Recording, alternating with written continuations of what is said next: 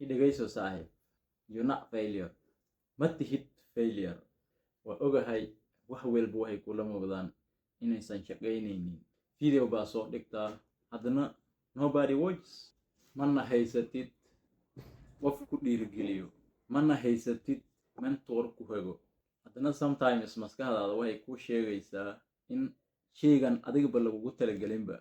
Laakiin problemka ma aha contentigaaga, mana aha timekaaga, mana aha in adiga wax ka qaldan yihiin.